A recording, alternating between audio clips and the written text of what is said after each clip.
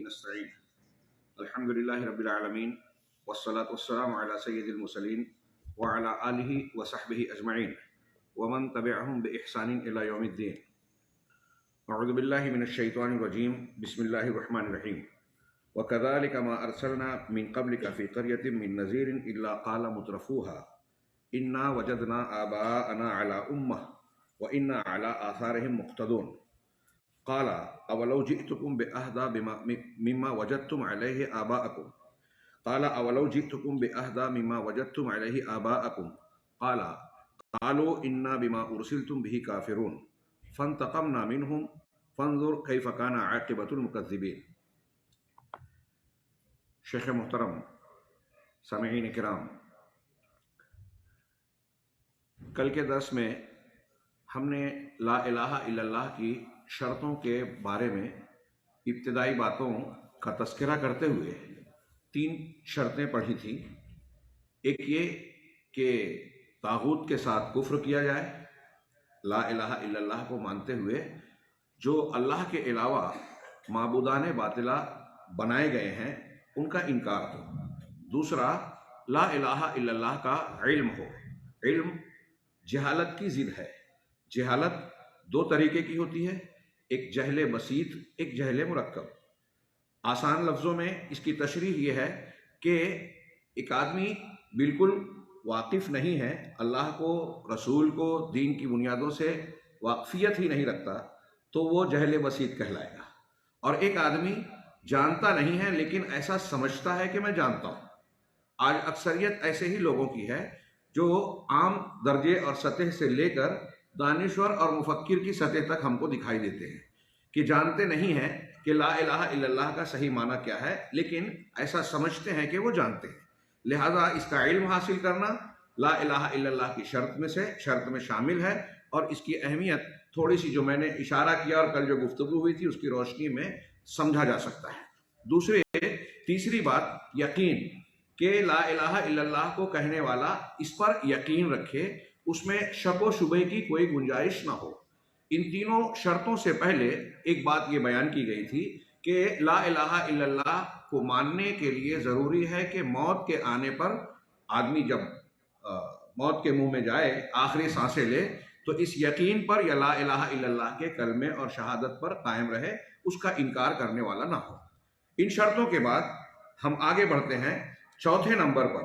لا الہ الا اللہ ہمارے کلمے کے درست ہونے اور اللہ رب العالمین کے یہاں مقبول و معتبر کہلانے کے لائق اس وقت ہوگی جب اس میں ایک شرط یہ بھی ہو جسے قبول کہتے ہیں.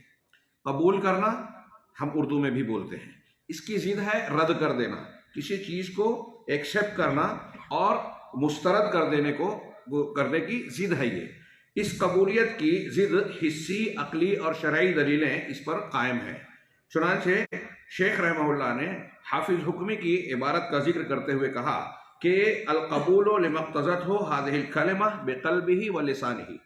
لا الہ الا اللہ کا کلمہ جس چیز کا تقاضا کر رہا ہے ہم سے اور آپ سے، ہم جب اس کو تسلیم کر رہے ہیں، اس کا اقرار کر رہے ہیں، تو اس کے تقاضوں کو اپنی زبان اور دل دونوں سے قبول کریں. شیخ رحمہ اللہ نے اس جملے کے پر تعلیق اور تبصرہ کرتے ہوئے کہا کہ صرف لفظ سے، الفاظ میں زبان سے بول دینا اس کے لیے کافی نہیں ہے، بلکہ اس کے کچھ تقاضے ہیں. لا الہ الا اللہ جب ہم نے کہا تو اللہ کے یہاں معتبر اس وقت ہوگا جب ہم اس کے تقاضوں کی بھی تکمیل کریں. اور اس کے تقاضے میں یہ ہے کہ لا الہ الا اللہ کے جو مقتضیات ہیں، اس کے معنی میں، تقاضوں میں شامل ہیں، ان چیزوں کو بلا تردد قبول کیا جائے. اب ان تقاضوں میں نماز، روزہ، زکوٰۃ، جہاد، حاکمیت اور شریعت کے وہ احکامات جو صراحت سے اللہ رب العالمین نے بیان فرمائے ہیں اپنی کتاب میں یا اپنے رسول صلی اللہ علیہ وسلم کی زبان مبارک پر. ان تمام چیزوں کو قبول کر لینا، ان کا رد نہ کرنا. چنانچہ شیخ اس کی تشریح کرتے ہیں چنانچہ ضروری ہے کہ ان تمام امور کو بندہ قبول کرے اور ان احکامات کی پابندی کرے. اگر ان اصولوں میں سے کسی چیز کی پابندی وہ نہیں کرتا یا اس کو مسترد کرتا ہے، ایک ہوتا ہے رد کرنا، ایک ہوتا ہے عمل میں نہ لانا. ہاں، دونوں میں فرق ہے. تو اگر وہ مسترد کر دیتا ہے، نہیں مانتا، مثلا نماز کے قبول کرنے کو مسترد کرتا ہے، نماز کو فرض نہیں مانتا، یا علی اختلاف الاقوال اگر نماز کی پابندی نہیں کرتا، یا اللہ تبارک و تعالیٰ کی حاکمیت کا انکار کرتا ہے کہ مجھے اللہ تبارک و تعالیٰ کی دین اور شریعت کے قانون منظور نہیں ہے، فلاں شریعت، فلاں مذہب اور فلاں ملک کا قانون اللہ کے قانون کے مقابلے میں وہ بہتر مان رہا ہے اور اللہ کے قانون کو اچھا یا قابل قبول نہیں مانتا. یہ اور اس طرح کی جتنی بھی چیزیں شریعت میں بیان کی گئی ہیں، جیسے زکوٰۃ ہے، روزہ ہے، حج ہے، حلال و حرام ہے، ان چیزوں کو، ان کو اگر وہ تسلیم نہیں کرتا تو وہ لا الہ الا اللہ کے تقاضے کو قبول نہیں کر رہا ہے. یہ سب لا الہ الا اللہ کے مستلزمات میں سے ہیں کہ آدمی ان چیزوں کو بلا چوں چرا قبول کر لے ہوئے. چنانچہ ضروری ہے کہ لا الہ الا اللہ کو صحیح کرنے کے لیے اس کے تقاضوں کا التزام کیا جائے، پابندی کی جائے اور اسے قبول کیا جائے.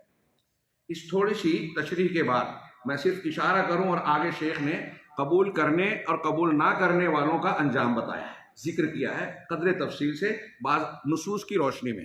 ہمارے یہاں آج آپ ماحول میں دیکھیے، ایک قبول اور عدم قبول کی بنیاد تو ہوتی ہے، کچھ لوگوں نے اپنے طور پر دینی مسلکی، جب انہوں نے الگ کوئی راستہ اختیار کیا، اللہ کے نبی جناب محمد رسول اللہ صلی اللہ علیہ وسلم کو مانتے ہوئے، آپ کی سنت کو بظاہر اقرار کرتے ہوئے، کسی نے طریقت کا راستہ اختیار کیا، کسی نے تقلید کی راہ اختیار کی. مثال کے طور پہ اب ان کے یہاں تقلید کا التزام اتنی شدت سے ہوتا ہے کہ اپنے اصولوں کی بنیاد پر، جیسے ان کے یہاں یہ لکھا ہوا ہے کہ ایک مقلد کے لیے اس کی دلیل شریعت میں معاملات میں امام کا قول ہے.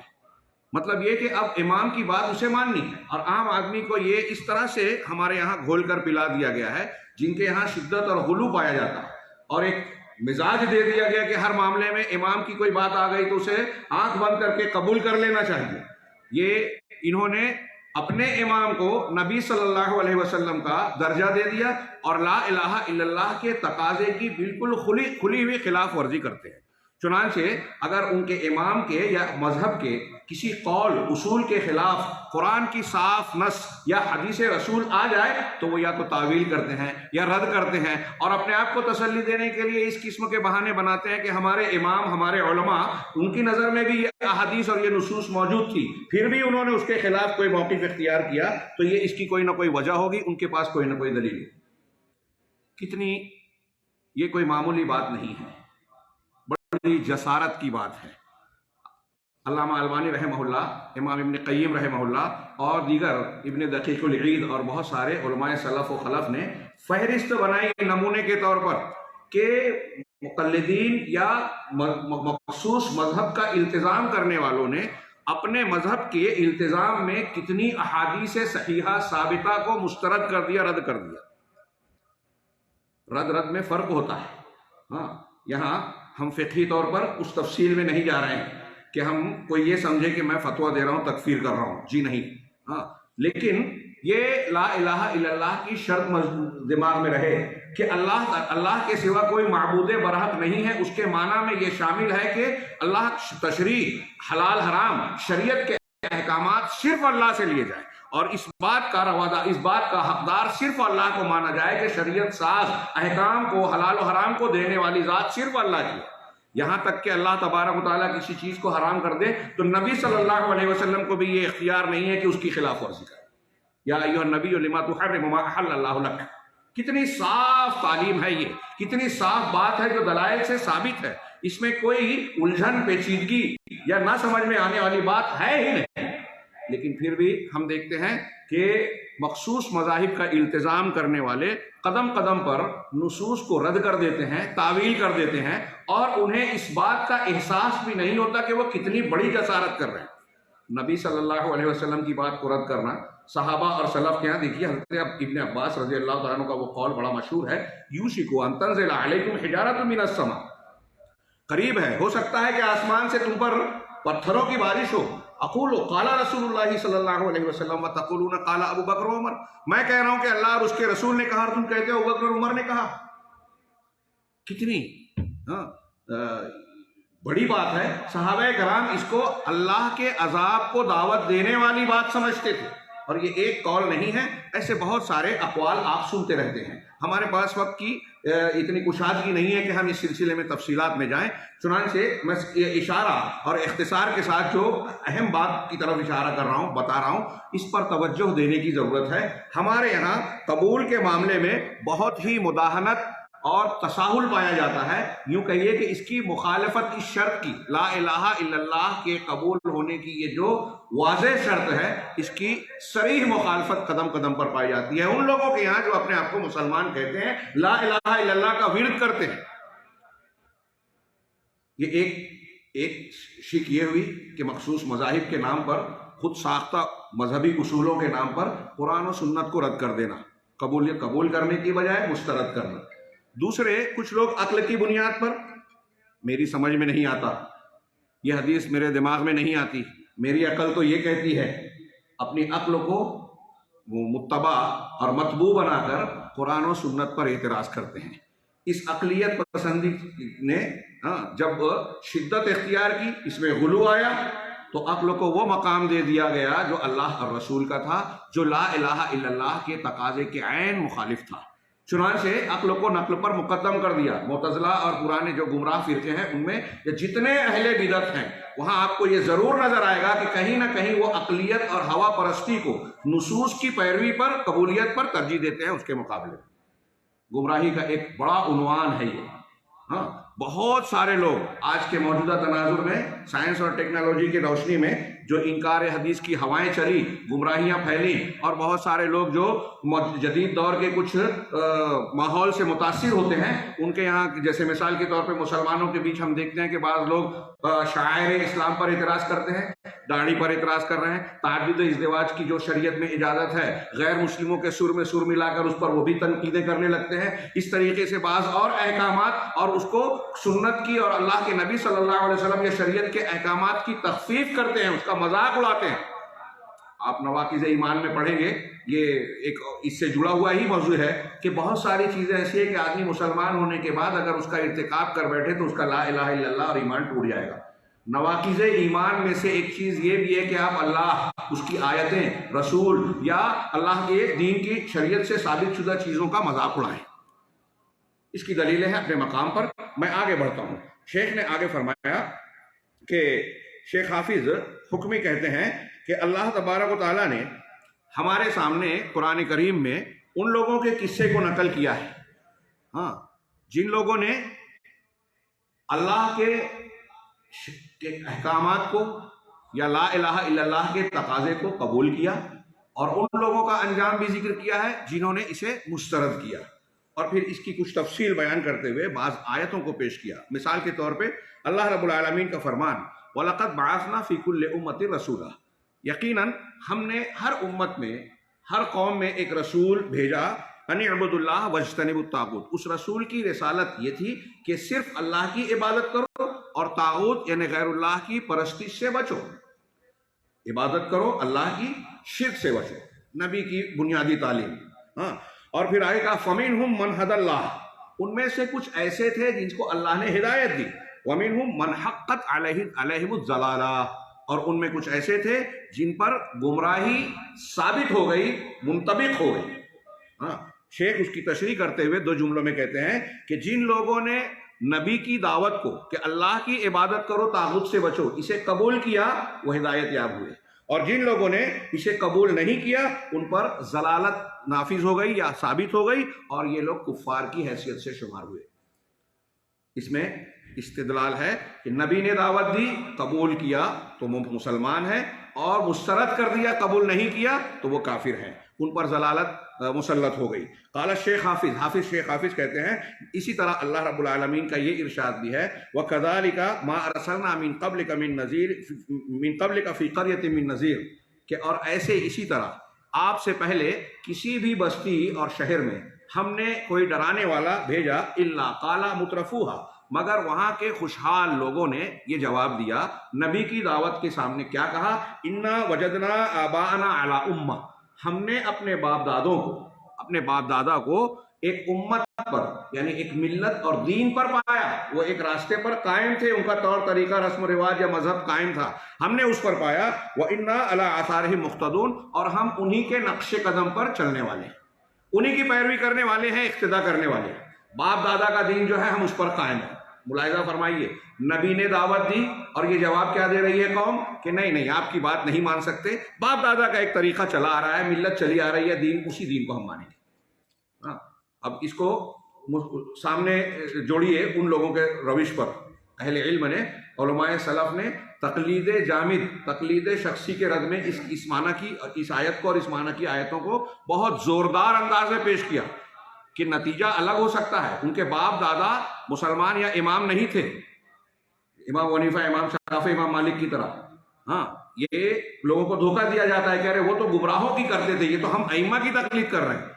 وہ امام نہیں تھے، مسلمان نہیں تھے، لیکن ان کا طریقہ کار، ان کا استدلال وہی ہے جو آج کے مقلدین کا ہے، جو قرآن و سنت کے دلائل آنے کے بعد یہ کہتے ہیں کہ ہمارا طریقہ، ہمارا مسلک، ہمارے امام کا منہج یہ ہے، لہٰذا ہم یہ مانیں گے۔ ان کے اور ان کے منہج میں فرق نہیں ہے، اصول میں فرق نہیں ہے، جس کی اللہ تبارک و تعالیٰ مذمت کر رہا ہے۔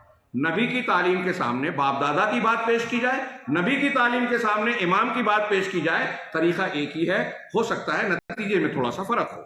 شیخ نے کہا آگے، اللہ تعالیٰ کا آگے فرمانا ہے کو قالا اولو جئتکم بأہدی مما وجدتم علیہ آباءکم، نبی نے یہ جواب دیا کہ کیا میں تمہارے پاس اس سے زیادہ بہتر ہدایت والا، منزل تک پہنچانے والا راستہ پیش نہیں کر رہا ہوں جس پر تم نے اپنے باپ دادا کو پایا؟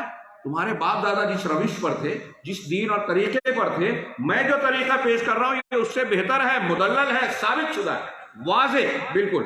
لیکن انہوں نے کیا جواب دیا؟ قالوا انا بما ارسلتم به کافرون۔ ٹھیک ہے، وہ اپنی جگہ رکھیے کہ اس سے زیادہ ہدایت والی، دلیل والی، ثابت شدہ بات ہے، لیکن تم جس رسالت اور پیغام کو، دین کو لے کر آئے ہو، ہم اس کا انکار کرنے والے ہیں، قبول نہیں کیا، ہم اس کے کافر ہیں۔ چنانچہ فانتقمنا، اللہ نے جواب دیا، اللہ تعالیٰ نے ان کا انجام بتایا ہمیں، فانتقمنا منہم، ہم نے ان سے انتقام لیا، ان پر عذاب کا کوڑا برسایا۔ الگ الگ قوموں کی حکایت ہمیں عبرت کے طور پر قرآن میں بیان کی گئی، ہمارے سامنے موجود ہے۔ چنانچہ اللہ نے کہا فانظر کیف کان عاقبۃ المکذبین، لہذا دیکھیے کہ جھٹلانے والوں کا انجام کیسے ہوا، جھٹلانے والوں کا انجام کیسے ہوا۔ اب آپ بھی اور ہم بھی اگر اللہ تبارک و تعالیٰ کے دین کی باتوں کو قبول نہیں کرتے تو یہ لا الہ الا اللہ کے تقاضے اور شرط کی خلاف ورزی ہے، اور ہم جھٹلانے والے، انکار کرنے والے، رد کرنے والوں میں شامل ہو جائیں گے۔ اللہ تبارک و تعالیٰ نے یہ جو ہمارے سامنے پچھلی قوموں کے واقعات نقل کیے، اس میں یہ ایک بہت موٹی ہدایت اور ارشاد ہے۔ اسی طریقے سے اسی آیت کی تشریح میں کہتے ہیں کہ ارسلوا بلا الہ الا اللہ ومقتضیاتها، کہ ان انبیاء کرام کو لا الہ الا اللہ اور اس کے تقاضوں کے ساتھ بھیجا گیا تھا کہ تم اسے مانو، ان اعبدوا اللہ واجتنبوا الطاغوت والی تعلیم، یہی لا الہ الا اللہ کا معنی ہے کہ اللہ کے سوا کوئی عبادت کے لائق معبود برحق ہے ہی نہیں۔ اس کے اس تعلیم کے ساتھ اس کے تقاضے بھی دیے گئے، انبیاء کرام اسے لے کر آئے، فکفر بہ الکفار وبمقتضیاتها، کفار نے اس کو بھی مسترد کر دیا، رد کر دیا، اور ان کے لا الہ الا اللہ کے تقاضوں کو بھی رد کر دیا۔ حافظ حکمی کہتے ہیں اسی طرح اللہ تعالیٰ کا یہ ارشاد بھی ہے ثم ننجی رسولنا والذین آمنوا، پھر ہم اپنے رسولوں کو نجات دے دیتے اور ان لوگوں کو جو ایمان لائے، کذالک حقا علینا ننجی المؤمنین، اسی طرح ہماری یہ ذمہ داری ہے کہ ہم مومنوں کو نجات دے دیں، ان کو جو ہے ان کو کامیاب بنا دیں۔ یہ اس آیت میں کیا بتایا؟ یعنی یہ بتایا کہ جو لوگ اللہ کے لا الہ الا اللہ کو اور اس کے تقاضوں کو قبول کرتے ہیں، اللہ کہہ رہا ہے کہ ہم ان کی مدد کرتے ہیں، ان کو نجات دیتے ہیں۔ وَيَهْلِكُ، تشریح کے طور پر آگے اس آیت کے مفہوم مخالف بتایا کہ وَيَهْلِكُ مَنْ كَفَرَ بِالتَّوْحِيدِ وَبِلَا إِلَهَ إِلَّا اللَّهِ، اور اللہ تعالیٰ ان کو ہلاک کر دیتا، مومنوں کو نجات دیتا اور ہلاک کر دیتا ان کو جو توحید اور لا الہ الا اللہ کا انکار کرتے، اس کو مسترد کرتے۔ شیخ حافظ نے مزید ایک دلیل دی کہ اللہ تعالیٰ کا ارشاد ہے وَلَقَدْ أَرْسَلْنَا مِن قَبْلِكَ رُسُلًا إِلَىٰ قَوْمِهِمْ فَجَاءُوهُم بِالْبَيِّنَاتِ، ہم نے آپ سے پہلے مختلف رسولوں کو ان کی قوموں کی طرف، امتوں کی طرف مبعوث کیا، بھیجا، یہ رسول فجاؤہم بالبینات، ان کے پاس بینات، دلائل، واضح نشانیاں لے کر آئے. یہ نبیوں کا طریقہ ہے، دلیل سے بات کرتے ہیں. ہاں، فانتقمنا من الذین اجرموا، لیکن جن لوگوں نے جرم کیا یعنی ان کی مخالفت کی تو ہم نے ان سے انتقام لیا. وکان حقا علینا نصر المؤمنین، اور ساتھ ہی ہماری یہ ذمہ داری اور ہم پر یہ حق ہے کہ ہم مومنوں کی مدد کریں. شرحن کہتے ہیں کہ جاؤ بالبینات من الادلہ والمعجزات والبراہین، ہاں کہ یہ انبیاء کرام دلائل، معجزات اور براہین، کھلی کھلی روشن دلیلیں لے کر آئے اس بات کے ثبوت میں کہ یہ اللہ کی جانب سے سچے رسول ہیں، فرستادہ اور بھیجے ہوئے ہیں. رسول جب آتا ہے تو اللہ تبارک و تعالیٰ اس کو نشانی دیتا ہے. ایک بادشاہ، وزیر اعظم یا وقت کا کوئی بڑا حاکم ہو، اگر وہ اس کی طرف سے کوئی آدمی آ کر کہے کہ میں وزیر اعظم کا نمائندہ ہوں، تو اس کے پاس کوئی مہر، کوئی تصدیق نامہ یا ایسی چیز ہوتی ہے جو اس بات کا ثبوت بنتی ہے کہ یہ واقعی اس کا نمائندہ ہے.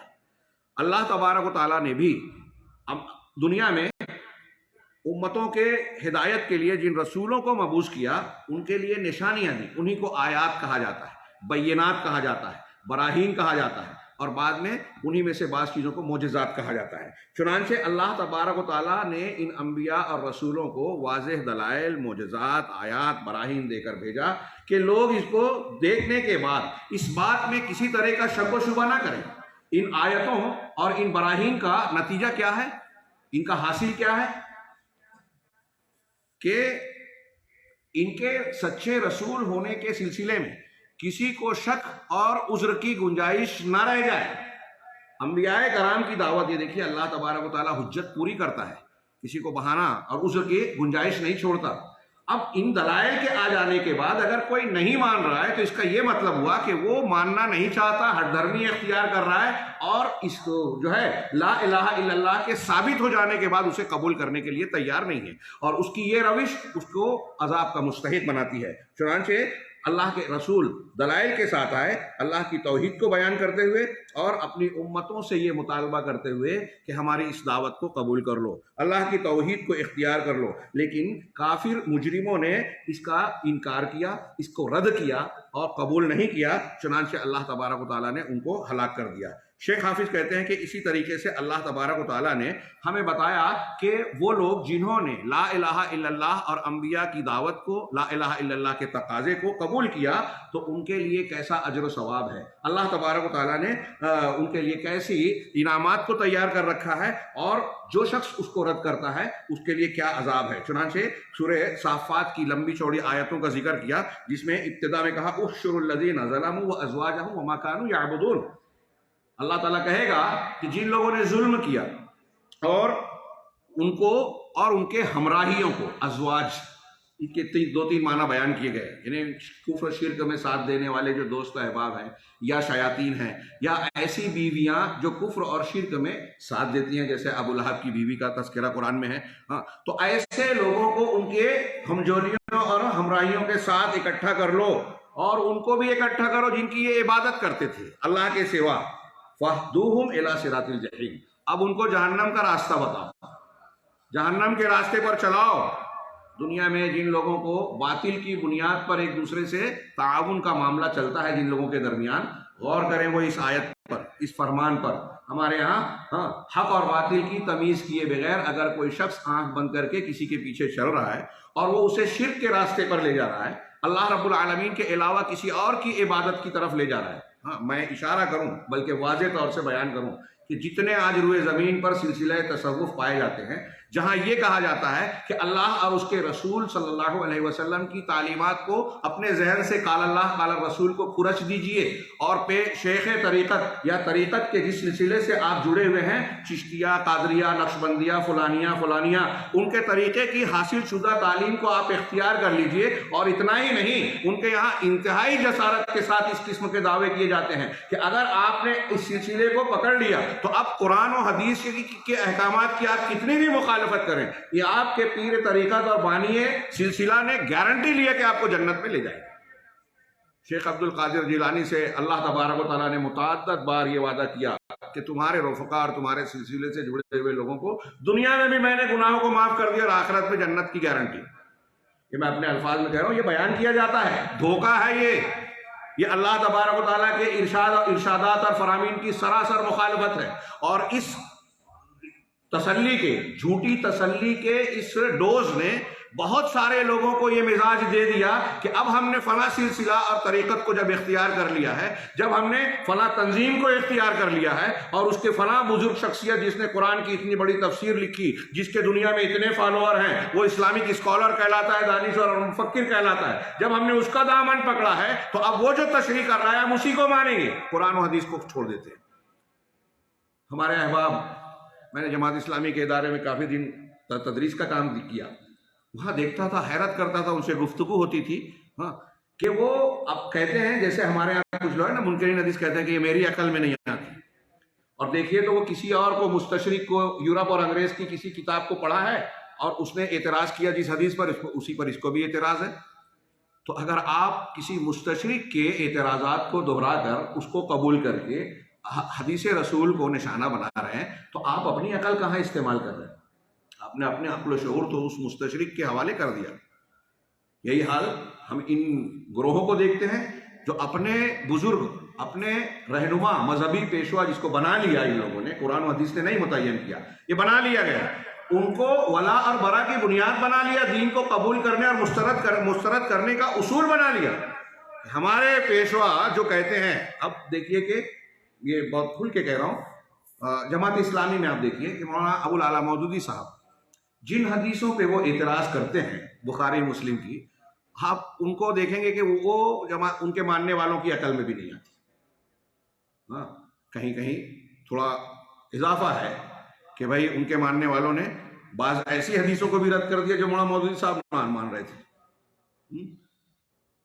بعض ایسی حدیثوں کو بھی میں نے کہا تھا نا کہ یہ کہیں جب اقلیت پر آتے ہیں تو معتزلہ سے آگے چلے جاتے ہیں، ثلاث کذبات اور ایسی کئی حدیثیں ہیں جس کو معتزلہ بھی مانتے ہیں، یہ نہیں مانتے، اس کو رد کرتے ہیں۔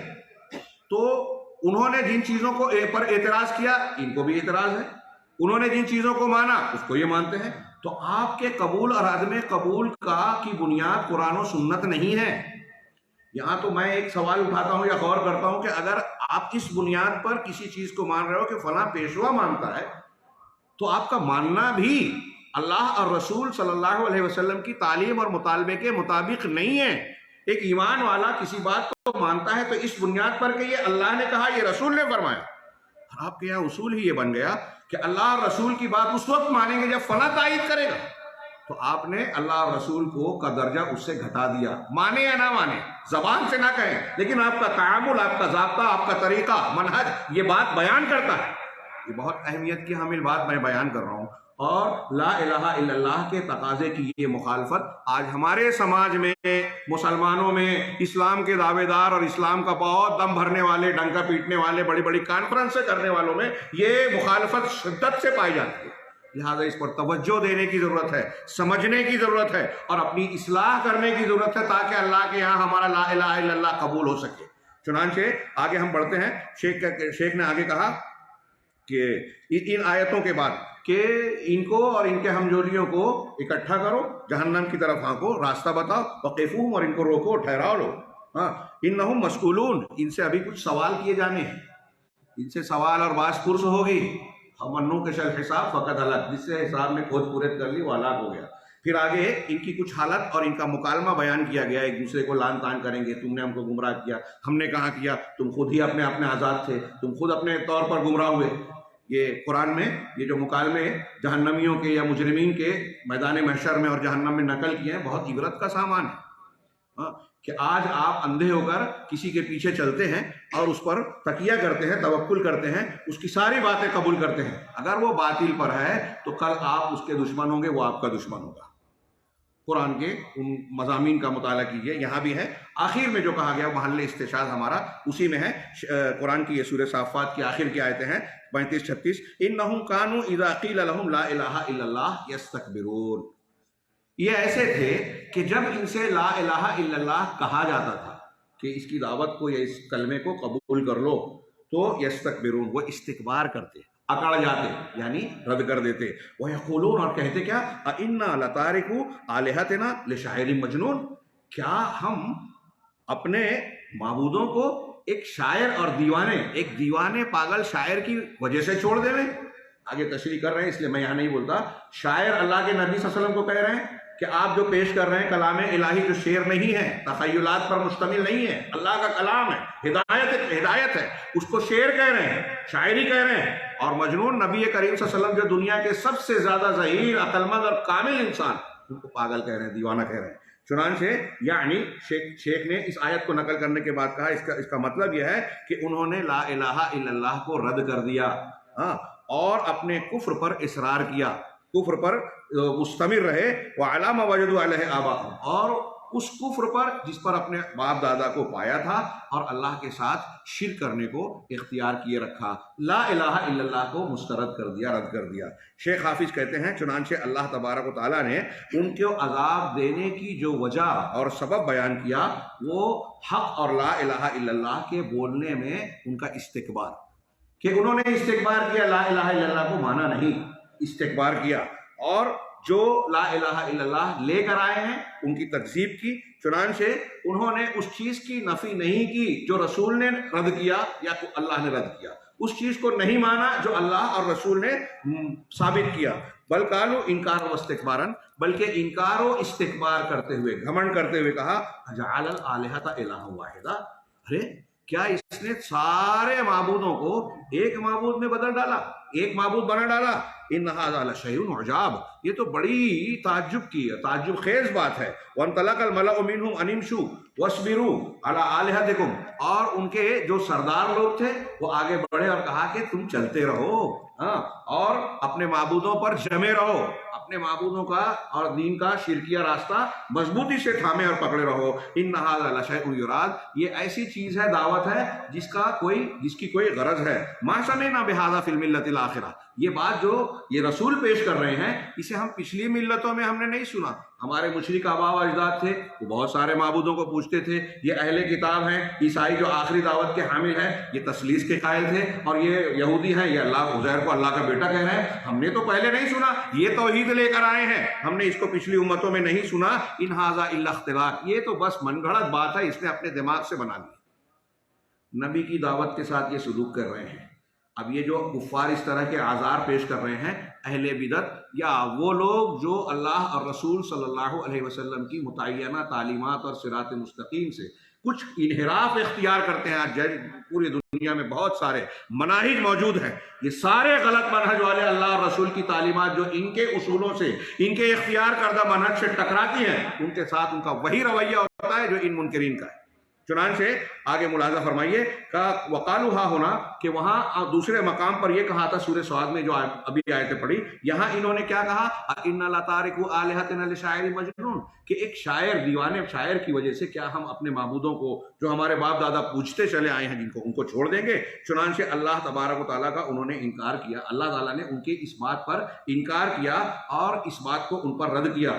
تو شیخ یہاں ہم کو اور آپ کو یا اپنے مخاطبین کو کہہ رہے ہیں کہ بھائیوں یہ دیکھیے کہ جو شخص حق کو رد کرنا چاہتا ہے، ان آیتوں اور ان مضامین میں ہم کو یہ سبق مل رہا ہے کہ جو لوگ حق کو ماننا نہیں چاہتے، قبول نہیں کرنا چاہتے، رد کرنا چاہتے ہیں، وہ صاحب حق کے اندر عیوب تلاش کرتے ہیں، وہ موجود ہو یا نہ موجود ہو.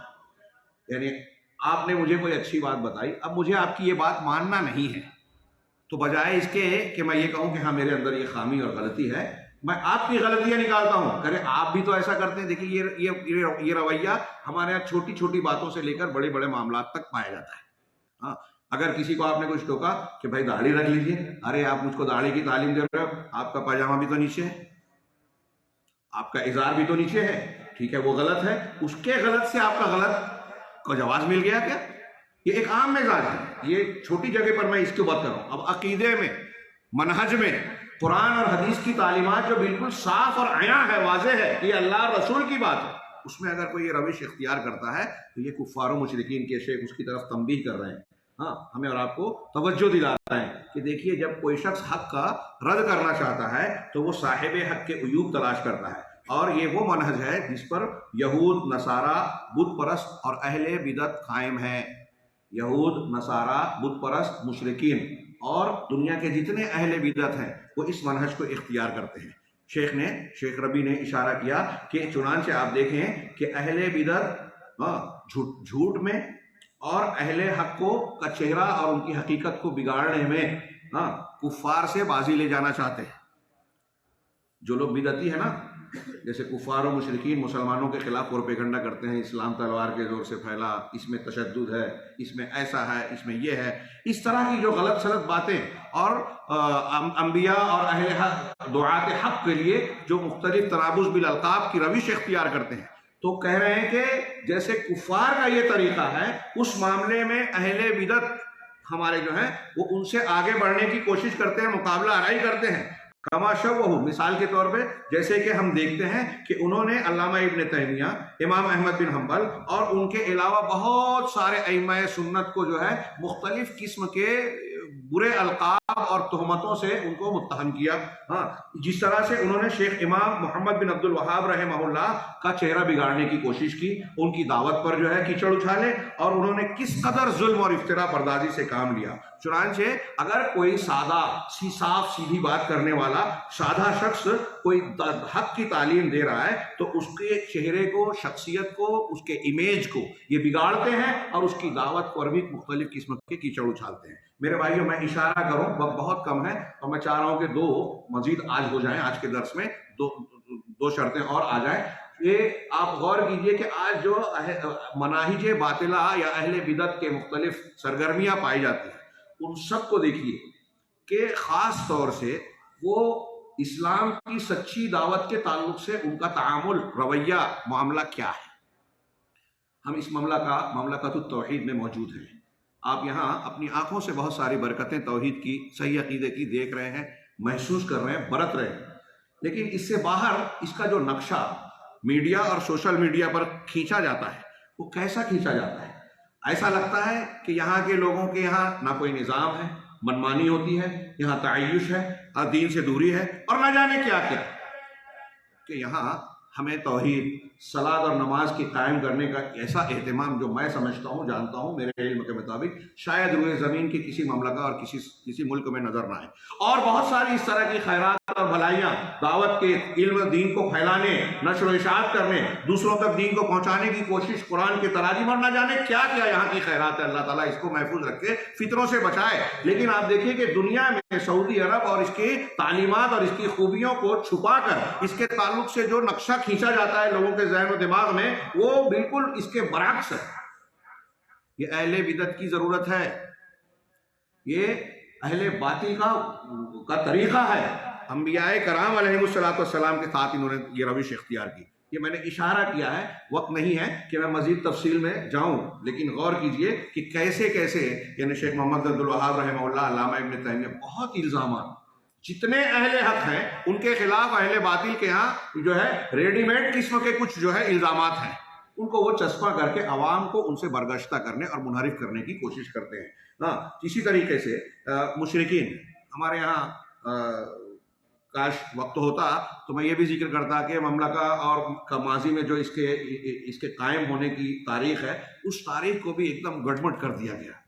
اور مجھے حیرت ہوتی ہے کہ دوسرے تو چھوڑیے، ہمارے سلفی حضرات اور بہت سارے اہل الحدیث اور بہت سارے علماء اس تاریخ کی حقیقت سے واقف نہیں ہیں، پڑھا نہیں ہے، تحقیق نہیں کی ہے، اور پروپیگنڈوں کو اس قدر عام کیا گیا جو شیخ محمد عبد الوہاب اور مملکہ کے خلاف جو ماضی میں پھیلایا گیا.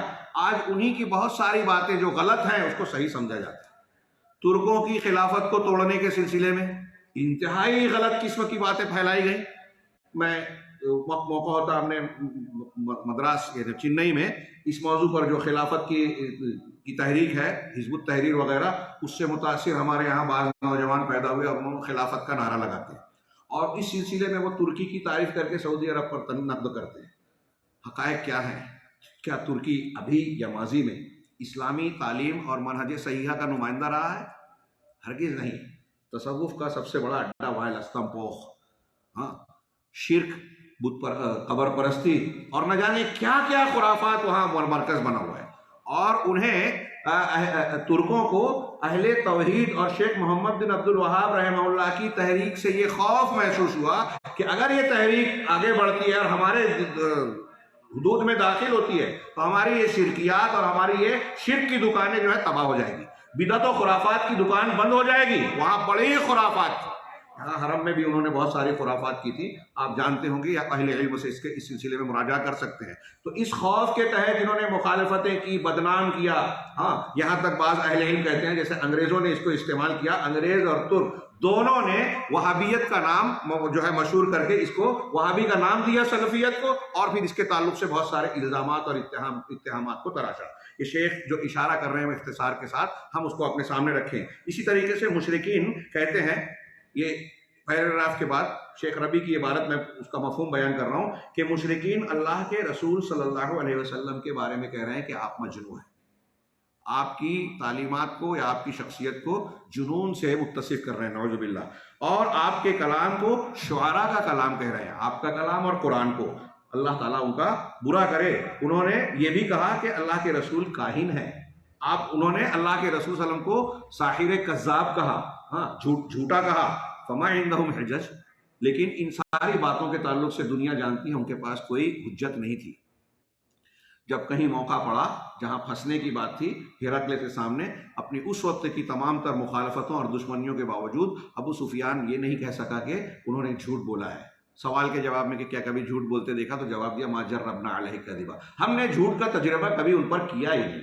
ہاں، اس طرح کی گواہیاں ان کی جانب سے موجود ہے. لیکن پھر بھی جب دعوت کو جھٹلانے کی بات آئی، لوگوں کو منحرف کرنے کے، لوگ ان سے دور ہوں، برگشتہ ہوں، تو اس قسم کے اتہامات اور القاب کو استعمال کیا. کہا ما عندہم الا الضلال، ان کے پاس صرف گمراہی ہے، دلیل نہیں ہے، کسی بات کو پیش کرنے کا ثبوت نہیں ہے. چنانچہ اہل ضلال اہل حق کے بارے میں ایسے ہی خبیث اور گندے اقوال کا استعمال کرتے ہیں. یہ عہد اول سے لے کر آج تک اور ہمیشہ اہل باطل کی یہی روش رہی ہے اور رہے گی. چنانچہ وہ اہل حق کے سلسلے میں بہت ساری الٹی سیدھی اور غلط قسم کی باتیں پھیلاتے ہیں، اور اہل حق کے بارے میں بدعتی، ہمارے یہاں کہتے ہیں، شیخ نے کہا کہ دیکھیے اہل الحدیث کو، سلفی کو، اہل السنہ کو کہتے ہیں کہ یہ مشبہہ ہیں، یہ مجسمہ ہیں، ہاں، جبکہ یہ الزام ہے. اور اسی طریقے سے یہ کہتے ہیں کہ یہ لوگ رسول اللہ صلی اللہ علیہ وسلم کے ساتھ بغض کرتے ہیں. دیکھیے ہم نعت پڑھتے ہیں، یہ نعت نہیں پڑھتے، دیکھیے ہم یہ کرتے ہیں نہیں کرتے، اور عید میلاد مناتے ہیں، عید میلاد نہیں مناتے. تو یہ سب تو صحابہ کرام بھی نہیں کرتے تھے، جن کی اللہ کے رسول سے محبت کو اللہ کے رسول بھی قبول کرتے تھے، قرآن نے بھی اعتراف کیا. تو کہتے ہیں کہ دیکھیے یہ اہل حق لوگوں میں یہ مشہور کرتے ہیں کہ رسول کو نہیں مانتے، یہ اولیاء سے بغض رکھتے ہیں، یہ نہیں مانتے، یہ نہیں کرتے، یہ فقہ کو نہیں مانتے، یہ قیاس کو نہیں مانتے. ہاں، اسی طریقے سے آج یہ اہل حق کے بارے میں یہاں تک کہتے ہیں، شیخ نے کہا کہ یہ علماء حیض و نفاس ہیں، یہ جاسوس ہیں، یہ عملاء ہیں، ہاں، یہ اعلی کار ہیں، یہ مرجیہ ہیں. اس طرح کے ان کی کتابوں میں آج بھی موجود ہے. یہ تحریکی حضرات، علامہ ابن باز، امام علامہ ابن باز رحمہ اللہ، علامہ البانی رحمہ اللہ، شیخ ابن عثیمین، ان لوگوں کے بارے میں یہ تعبیرات اختیار کرتے ہیں، نعوذ باللہ من ذلک. کہا شیخ حافظ کہتے ہیں کہ من جاء بالحسنۃ فلہ خیر منها وهم من فزع یومئذ آمنون، جو شخص کوئی نیکی لے کر آئے گا تو وہ اس کے لیے اس سے بہتر بدلہ اللہ کے پاس ملے گا، اور وہ قیامت کے دن کے فضا سے، گھبراہٹ سے محفوظ رہے گا. یہاں حسنہ سے مراد لا الہ الا اللہ ہے، اور توحید کی تابع چیزیں مراد ہیں. اس کا مطلب یہ کہ اللہ تعالیٰ کے پاس اجر اور اچھا انجام اور سرفرازی حاصل کرنے کے لیے توحید کو ماننا، قبول کرنا ضروری ہے. شیخ حافظ نے فرمایا، حضرت ابو موسیٰ اشعری کی مشہور حدیث ہے، نبی صلی اللہ علیہ وسلم نے فرمایا کہ اللہ نے جس تعلیم، جو ہدایت اور علم دے کر مجھے بھیجا، اس کی مثال بڑی بھاری بارش کی طرح ہے کہ وہ ایک صاف ستھری اور اچھی زمین پر، زرخیز زمین پر جو ہے وہ بارش ہو رہی ہے. اس زمین نے بارش کے پانی کو قبول کیا، اپنے اندر جذب کیا، اور ساتھ ہی ساتھ جو ہے اس میں ہریالی، گھاس پھوس اور مختلف مفید چیزیں، پیداوار اس میں اگ آئی. ہاں، اور اسی طریقے سے اس کی دوسری کچھ مثال ایسی ہے کہ بعض زمین ایسی ہے جو خشک ہے، بنجر زمین ہے. ہاں، اس میں پانی تو رک گیا، ہاں، لیکن اس میں کوئی فصل نہیں آئی، مگر وہ پانی رکنے کی وجہ سے اس سے لوگوں کو فائدہ پہنچا. لوگ اس پانی کو پیتے ہیں، اس سے کھیتی کو کاشتکاری اور سیرابی کرتے ہیں، زراعت کرتے ہیں، اور دوسرے گروہ بھی اس کو حاصل کرتا ہے۔ یہ کہہ رہے ہیں دوسرا گروہ تو وہ چٹیل میدان ہوتا ہے، ایک ایسا گروہ بھی اس بارش کو پاتا ہے یا زمین پاتی ہے جو کہ چٹیل میدان ہے، بالکل چکنی زمین ہے، نہ اس میں پانی رکتا ہے اور نہ اس میں کوئی گھاس پھوس اگتی ہے۔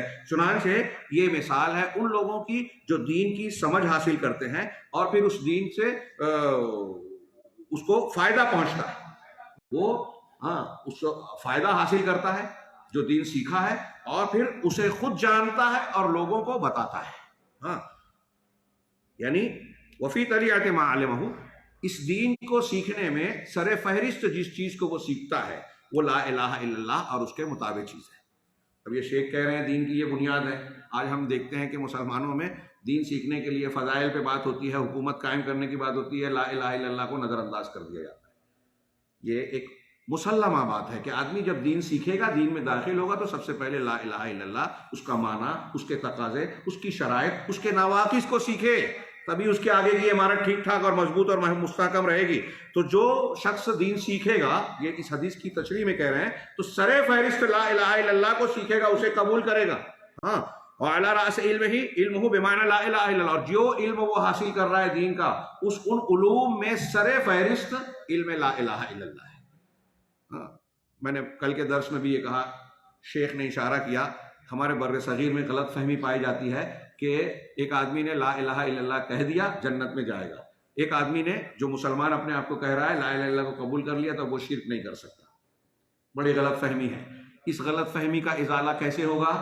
اس کو جان کر، لا الہ الا اللہ کے معنی اور مطلب کو، شرائط کو، مقتضی تقاضوں کو۔ شیخ حافظ کہتے ہیں حدیث سے سابق جو اللہ کے رسول صلی اللہ علیہ وسلم کی حدیث ابھی پڑھی تھی، اس کا آخری جملہ یہ ہے کہ جو شخص اس علم اور اللہ تعالیٰ کے دین کو قبول نہیں کرتا، اس کی طرف توجہ نہیں دیتا اور اللہ کی ہدایت کو قبول نہیں کرتا، وَلَمْ يَقْبَلْ هُدَى اللَّهِ الَّذِي أُرْسِلْتُ بِهِ، جس کو دے کر مجھے بھیجا گیا ہے، اس کے بارے میں کہا یہ اس کی مثال ہے اس زمین کی کہ نہ وہ زمین پانی کو اپنے اندر روکتی ہے، جذب کرتی ہے، اس کا ذخیرہ کرتی ہے، اور نہ ہی کوئی ہریالی اور سبزی اگاتی ہے، نہ خود فائدہ اٹھاتا ہے، نہ دوسروں کو فائدہ پہنچاتا ہے۔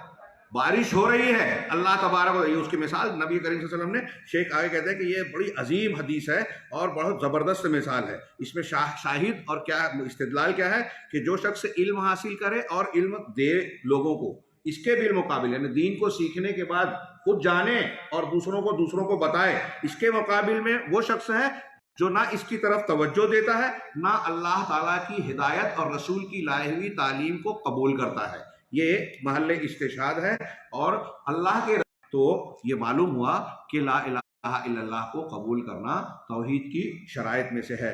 شیخ حافظ کہتے ہیں 5 منٹ، انقیاد اس چیز کو ماننا، اس چیز کی تابعداری کرنا جس پر لا الہ الا اللہ دلالت کر رہا ہے، اور یہ ضد ہے ترک کے۔ دیکھیے، قبولیت ضد ہے رد کرنے کی، اور انقیاد ضد ہے ترک کرنے کی۔ ضد کے ذریعے سے دونوں کا فرق واضح ہوگا۔ میرے پاس وقت نہیں ہے تفصیل کے لیے، میں سمجھتا ہوں مفہوم ہے کلام۔ چنانچہ یہ ترک کی ضد ہے، یعنی انقیاد کا مطلب یہ کہ آپ جو لا الہ الا اللہ کا تقاضا یا معنی مفہوم ہو رہا ہے اس کو اپنے عمل میں لائیں، تابع داری کریں۔ اور قبولیت کا معاملہ ہمارے اس کو ماننے نہ ماننے سے ہے کہ میں نہیں مانتا، میں مانتا ہوں، یہ ماننا نہ ماننا۔ اور انقیاد کا تعلق عمل سے، اعضاء و جوارح سے، کہ آپ اس کو عمل کر رہے ہیں، چھوڑ نہیں رہے ہیں۔ چنانچہ اس بات پر دلیل دیتے ہوئے قرآن کی 2-3 آیتوں کو انہوں نے پیش کیا حافظ حکمی صاحب نے، کہ ومن احسن دینا ممن اسلم وجہہ للہ، اس شخص سے بہتر دین کے اعتبار سے کون ہوگا جو اللہ کے دین کو کہ اپنے آپ کو اللہ کے تابع کر دے ہوئے، وہ محسن، اور وہ محسن ہو، احسان کرنے والا۔ آگے تشریح آ رہی ہے۔ اسی طرح اللہ تعالیٰ نے، یہ سورہ نساء کی آیت ہے 125، اور سورہ لقمان میں اللہ نے فرمایا وَمَن يُسْلِمْ وَجْهَهُ إِلَى اللَّهِ وَهُوَ مُحْسِنٌ فَقَدِ اسْتَمْسَكَ بِالْعُرْوَةِ الْوُثْقَىٰ، کہ جس شخص نے اپنے چہرے کو اللہ کے حوالے کر دیا، مطلب اپنے آپ کو اللہ کے تابع بنا دیا، انقیاد اور تابعداری اختیار کی، اللہ تعالیٰ کے احکامات کو قبول کر رہا ہے، اس کو عمل میں لا رہا ہے. ہاں وہ محسن، اس حال میں کہ وہ محسن ہو. آگے تشریح آ رہی ہے کہ محسن سے مراد وہ موحد ہو، لا الہ الا اللہ پر قائم ہو. فقد استمسک بالعروۃ الوثقی، تو اس نے مضبوط کڑا پکڑ لیا، یعنی شرع کی اے بلا الہ الا اللہ، یعنی لا الہ الا اللہ کو پوری طریقے سے تھام لیا. وإلی اللہ عاقبۃ الامور، اور ساری چیزوں کا پلٹنا، انجام اللہ کے جناب میں، اللہ کے پاس ہی ہوگا. شیخ آگے تشریح کر رہے ہیں کہ اس آیت میں اسلم وجہہ للہ جو کہا گیا، اس کا معنی ہے انقاد للہ تعالی وہو مؤمن، یعنی اللہ کا انقیاد کرے، تابعداری کرے، اس کے حکم پر عمل پیرا ہو جائے، یعنی اس حال میں کہ ایمان والا ہو، یعنی لا الہ الا اللہ کو مانے، عمل میں لائے ایمان کے ساتھ. یہی اللہ تعالیٰ کے لیے انقیاد ہے. حافظ حکمی کہتے ہیں کہ وَمَانَا يُسْلِمْ وَجْهُ، جو سورہ لقمان میں کہا گیا کہ اپنے چہرے کو اللہ کے حوالے کر دے، اپنے آپ کو تابعدار بنا دے، یعنی اس کا مطلب کیا ہے؟ اے ينقاد وهو محسن موحد. بہت غور سے پڑھیے، اچھے لوگ قرآن پڑھ رہے ہیں، فضائل سمجھ رہے ہیں، یہ بنیادی باتیں دین کی نہیں سمجھ رہے ہیں. ہاں کہ وہ انقیاد کرے، یعنی اللہ کی باتوں کو کی تابعداری کرے، مان لے، اور وہ اس حال میں مانے کہ محسن ہو، یعنی موحد ہو، توحید پر قائم ہو، لا الہ الا اللہ کو اختیار کرنے والا ہو. ومن لم یسلم وجہہ الی اللہ، اور جو اللہ تبارک و تعالیٰ کے حوالے اپنے آپ کو نہ کرے، تابعداری نہ کرے، ہاں ولم یکن محسنا، اور محسن نہ ہو یعنی موحد نہ ہو، فإنہ لم یستمسک بالعروۃ الوثقی، تو اس نے مضبوط کڑے کو نہیں تھاما. اب 1,00,000 مرتبہ لا الہ الا اللہ پڑھ رہا ہے لیکن انقیاد نہیں ہے اور یہ شرط نہیں پائی جاتی، تو اس کا یہ 1,00,000 مرتبہ، کئی لاکھ مرتبہ پڑھنا بیکار ہے. ہاں وہو المعنی بقولہ تعالی، اور یہی اس آیت میں اللہ تعالیٰ نے جو آگے بیان کیا، وہ آیت کا معنی یہی ہے ومن کفر فلا یحزنک کفر، اور جو کفر کرتا ہے تو کفر کرنے والے کا کفر تم کو غمزدہ نہ کرے. نہیں مان رہا ہے، انقیاد نہیں کر رہا ہے، تو اس سے تم غمزدہ نہ ہو. الینا مرجعہم فینبئہم بما عملوا فننبئہم بما عملوا، ہماری ہی طرف ان کا لوٹنا ہے، ہماری ہی طرف ان کا لوٹنا ہے، تو جو کچھ وہ عمل کر رہے ہیں، ٹائم ہو گیا، ہاں ہم اس کی خبر انہیں دیں گے. یقینا اللہ تعالیٰ سینے کے بھیدوں کو جاننے والا ہے. یہ اذان کا وقت ہو گیا، اور انقیاد سے متعلق بس تھوڑی سی ایک بات تھی، لیکن چونکہ وقت ہو گیا ہے اذان کا، ہم یہاں اختتام کرتے ہیں. اگلے درس میں اس کو مکمل کر کے جو چند جملوں میں انشاءاللہ ہو جائے گا کہ ایک انسان کے لیے لا الہ الا اللہ کی تکمیل اس وقت ہوگی، یا ایک شرط یہ ہے کہ اپنے آپ کو پورے طریقے سے اللہ کی اور رسول کی لائی ہوئی شریعت، اللہ کی نازل کردہ احکامات اور رسول کی لائی ہوئی شریعت کے تابع کر دے. اور اس کے معنی میں یہ داخل ہے کہ اللہ تعالیٰ کے حکم اور شریعت کے مقابلے میں دنیا کی کوئی بھی چیز کی تعلیم ہو، ان کے مقابلے میں اللہ اور اس کے رسول کو مقدم کرے. اللہ تعالیٰ ہمیں خیر کی توفیق دے. وآخر دعوانا الحمدللہ رب العالمین، صلی اللہ علیہ وسلم.